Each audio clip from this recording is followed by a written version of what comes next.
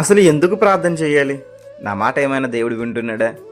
ఎన్నిసార్లు అడిగినా జవాబు మాత్రం రావడం లేదు కదా అని చాలామంది అనుకుంటూ ఉంటారు కదా. అసలు మీకు ప్రార్థన అంటే ఏంటో తెలుసా? చూడండి, దేవుని సన్నిధిలో కన్నీటి బిందువులు కార్చి అడిగిన మేలులు పొందుకున్న వారిలో మరి హన్న కుమారుని అడిగి పొందుకున్నది, సొలొమోను జ్ఞానాన్ని అడిగి పొందుకున్నాడు, హిజ్కియా ఆయుష్ని అడిగి పొందుకున్నాడు, బత్తమయి చూపుని అడిగి పొందుకున్నాడు.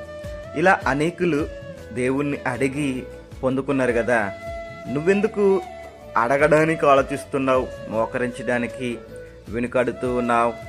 ఆలస్యమవుతుందని బాధపడుతున్నావా? నిరీక్షణ కోల్పోతానని ఆగిపోతున్నావా?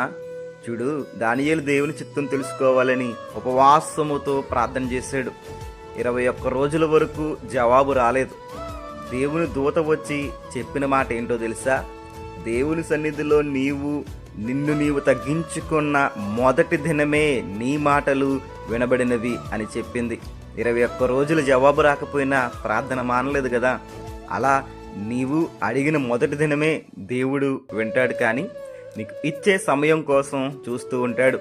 మనం నిరీక్షణతో దానియేలు వలె ఎదురు చూడాలి మిత్రం.